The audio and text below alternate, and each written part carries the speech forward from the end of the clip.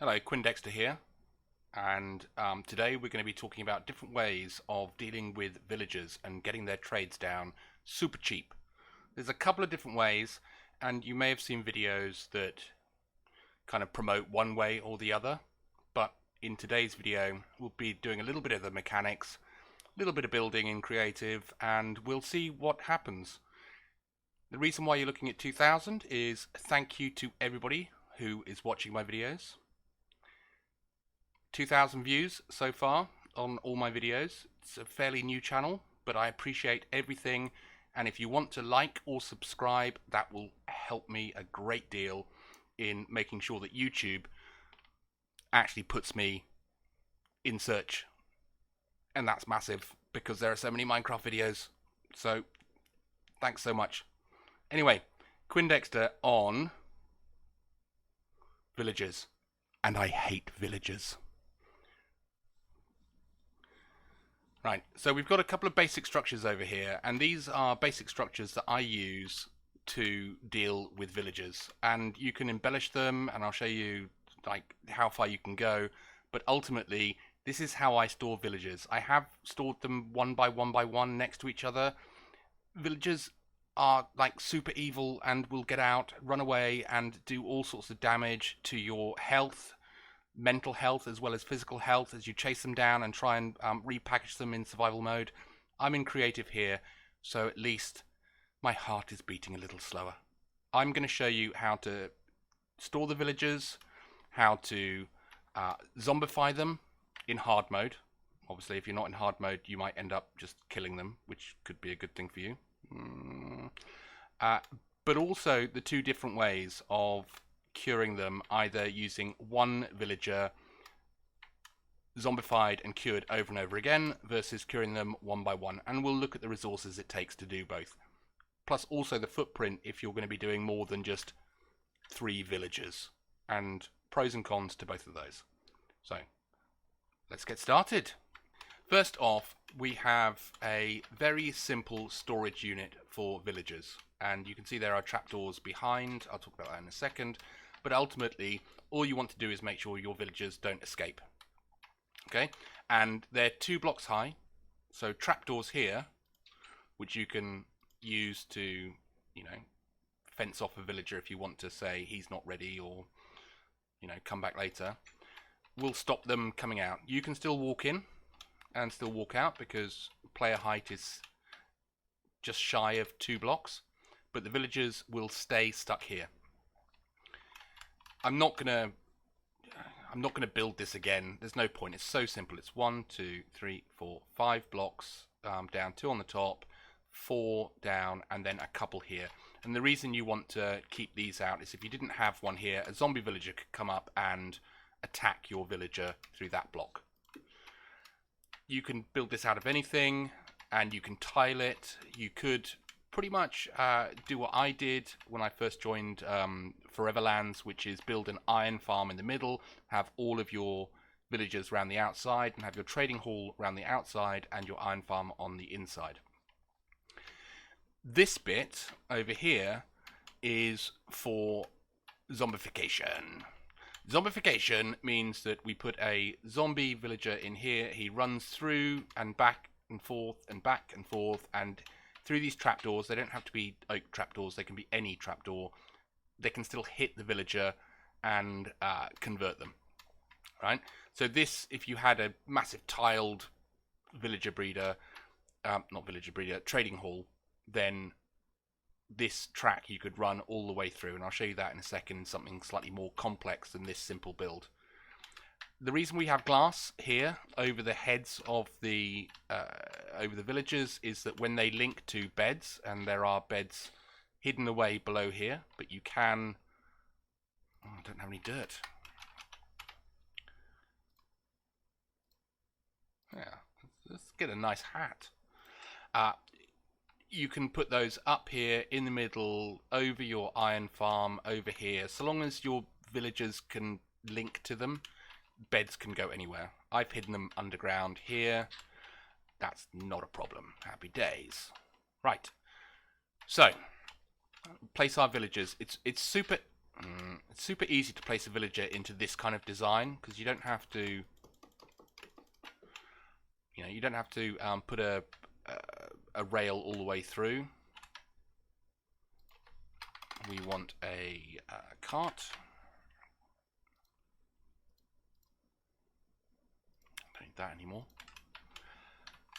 Put your cart wherever. Capture your villager if you want to. You can capture the dead ones in the wild, cure them, whack them over here. I've got other villager tutorials, not really tutorials, but generally like hell on earth with villagers. But in you go. Whack them in. They'll go through the trapdoor, and that's it. And they're stuck there now, so they can't come out. You can place your whatever trading crafting table that you want there, and they're inside. Oh, this is why I have a netherite. Sorry, buddy. Fine. Okay, so we have our 3 villagers in here. You also want to make sure that you have your rail, and you can do powered rail all the way through. Generally speaking, you're going to get 1 hit every other villager in this kind of 1 villager, block 1 villager, block 1 villager. That's absolutely fine.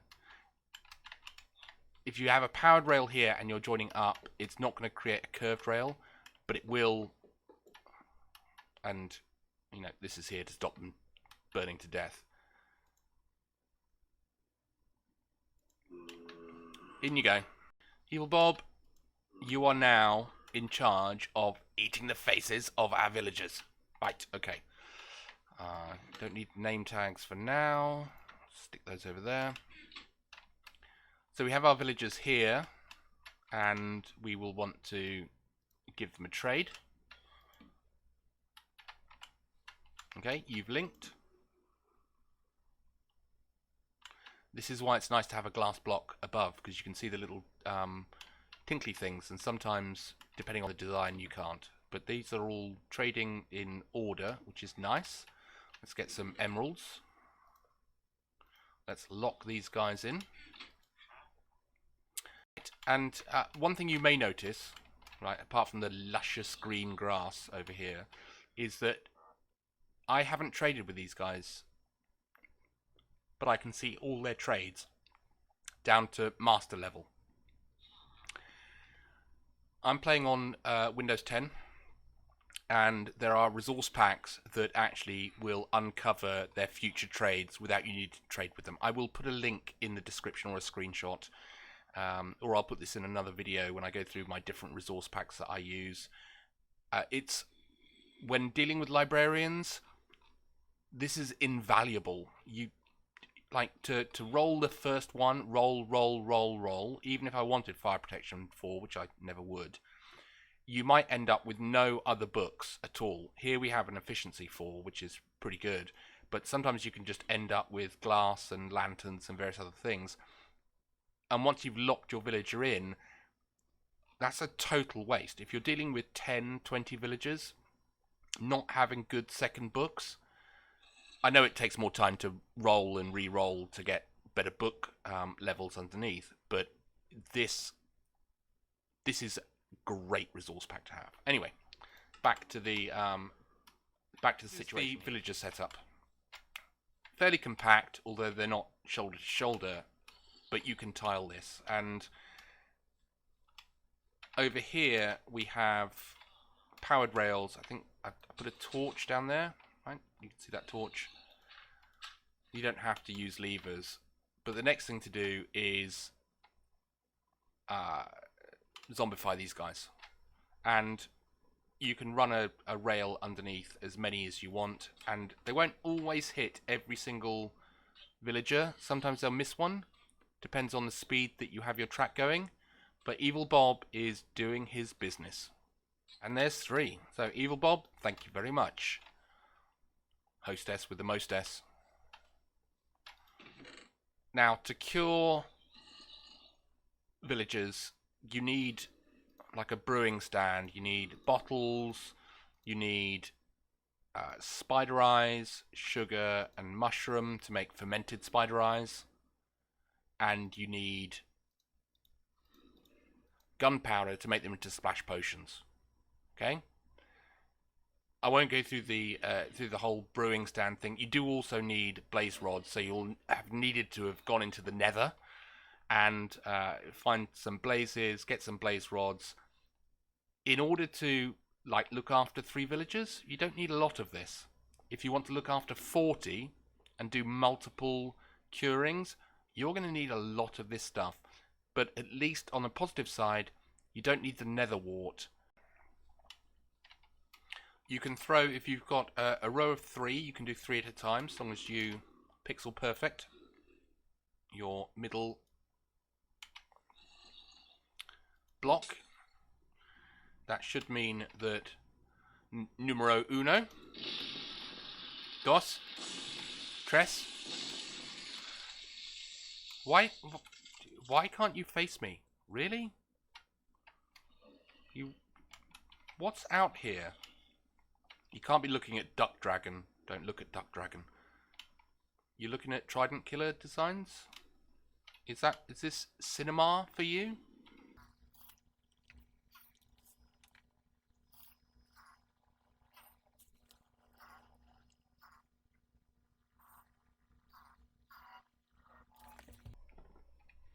Ah, guys, welcome back to the world.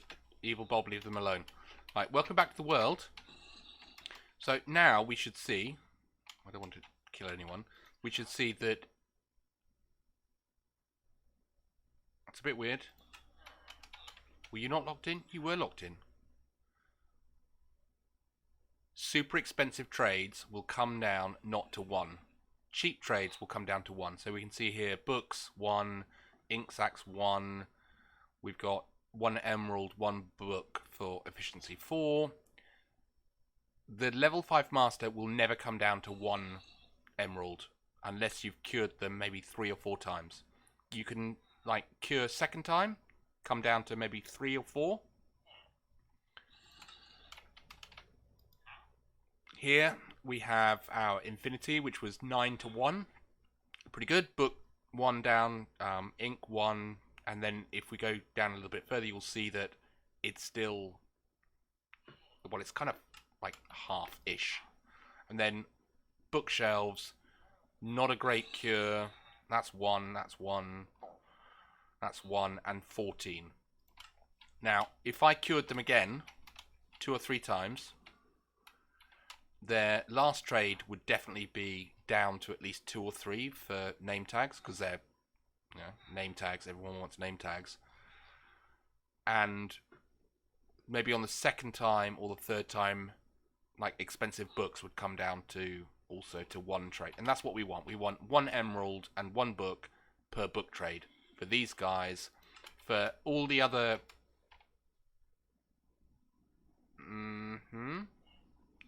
for all the other villagers, they should pretty much go down to 1.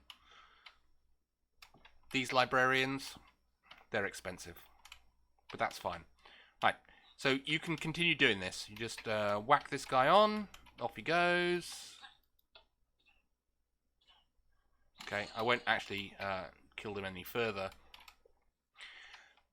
That's one option. Your second option, which is I use the same design, is to have a villager and a zombie guy kill, and then you kill 1 zombie, and when that zombie is cured, it has an effect on all zombies within, I'd like to say a 32 block radius, but I will post probably over the screen now what the radius is, up, down, left, right. But it's the same design for the area. The only difference is we need to take out some of this.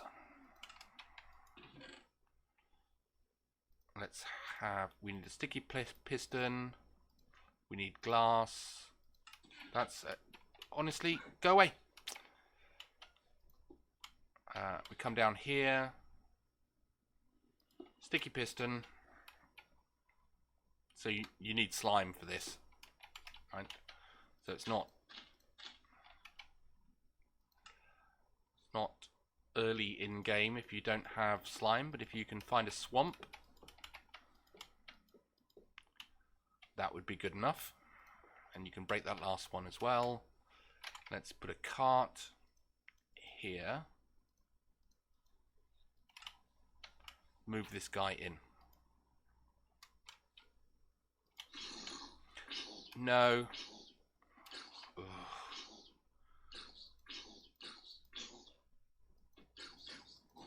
You're safe now, buddy. You want to name tag them as...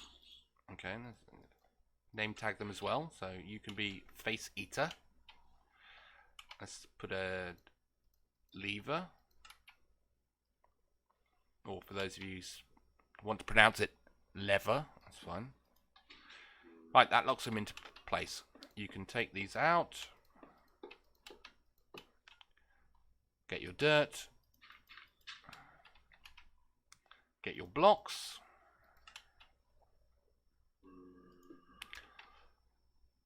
And again, you can build this up however you like. So now he is trapped in there. We can put a villager there. Let's make them a different. So let's make them a farmer. The place that he lives, that's the place that Face Eater lives. I know he's like, I'm stuck in class. I want you. I want you. I want you. Can you not see me? I can't see you. I can't see you. I can't see past this composter. But if we do this and flick the lever, he's stuck in his little chair.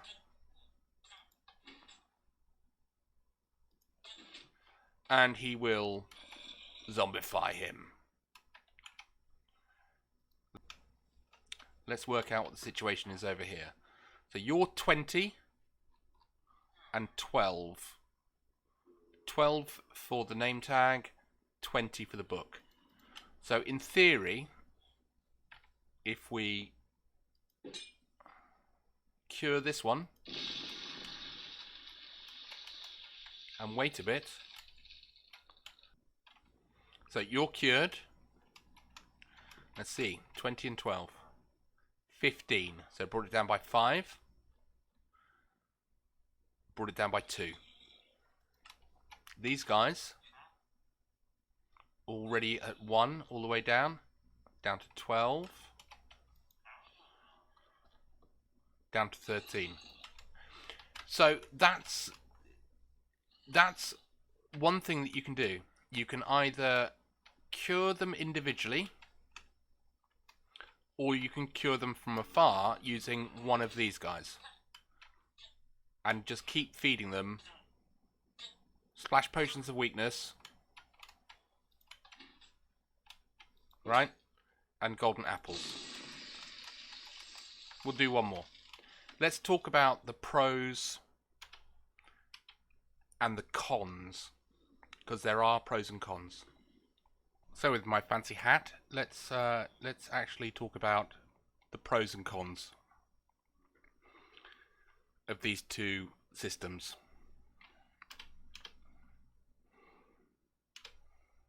First off, you can like zombify multiple villagers all at a time, and this is a small stack, but if I was going to show you my prototype multi-stack over here,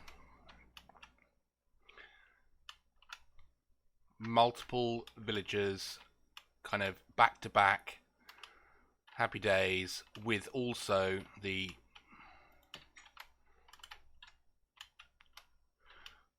kill,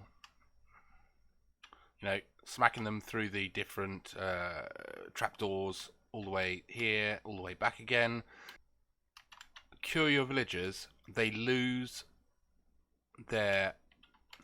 Well, they kind of lose which workstation they're actually meant to be associated with. So then you have to try and go back and say, right, okay, which villager had this workstation, and it could be one down there, could be one over here, could be one on the other side. You can't see the little tinkly green lights, and you have to just move one by one by one. So you have to move all the workstations and then just go back and back and back again until you've relinked them to their workstations. And every time you need to cure them, you have to relink them to their workstations. Otherwise, this guy will link to one over here. He won't be able to work for the day, which means that he'll get bad really quick. And this can take hours and hours of hell. And I know, because I've lived through that. Right? That is the biggest drawdown to this. The pro is that if you do cure them, generally speaking, anything under a 20 emerald cost with books will go down to a 1 emerald cost. That's a big advantage. Over at the test bench, if you have something like this, it doesn't really matter because you've got 3 villagers. Even if they need to relink, you can easily see straight away, like if I move that one and that one and that one and replace, you can see which one links to it. So it's not that one. He's there. Is it that one? Yes. And over here. Super fast. But if you don't have line of sight, that's going to be a pain. So then you have this method. This method is great for incrementally, like, helping these guys make cheaper trades. I wish we had parity with Java, which means the more you trade with them, the lower the prices get, but we don't. The more you trade with them, the higher the prices get. That's just Bedrock for you. So what we need to do in this way is replace these guys with fresh candidates. Sorry. And see how many trades it takes to get, let's say, what's this guy? He was a 9-to-1 on a single cure.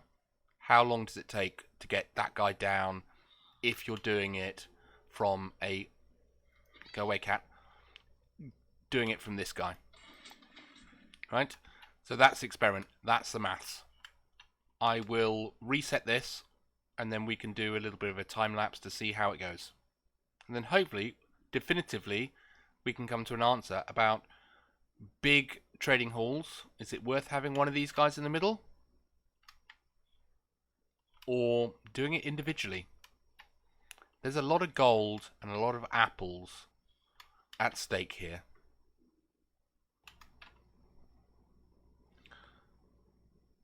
Start test number 1. Over here, this guy is on 28, so medium expensive book. 9 for bookshelves, so that should drop to 1 if I was doing it individually. And he's a 5, definitely should drop to 1.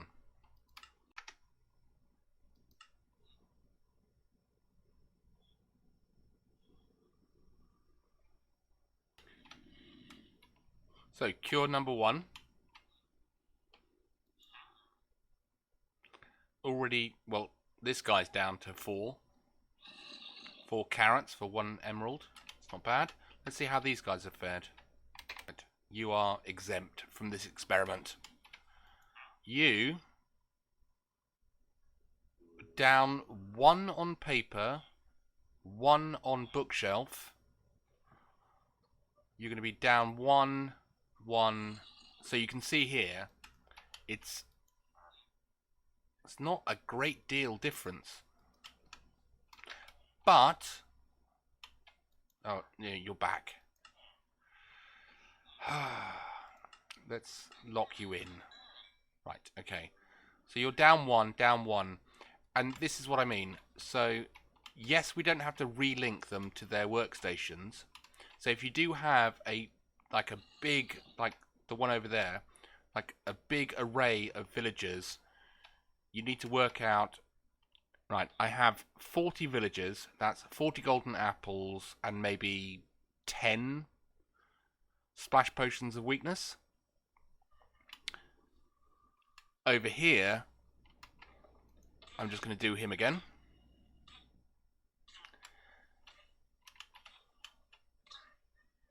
There we go. Put that back down again. I'll do one more time.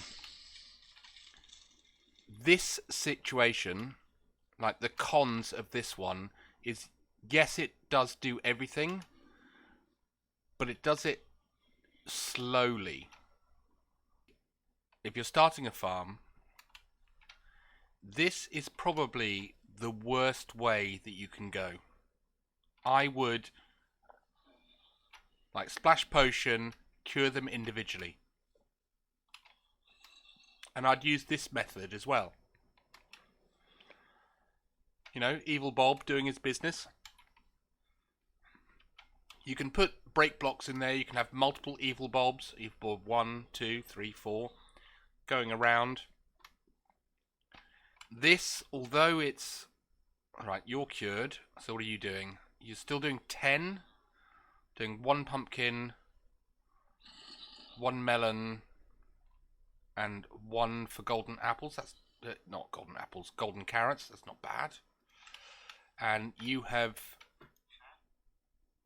We're down to 6, so 21.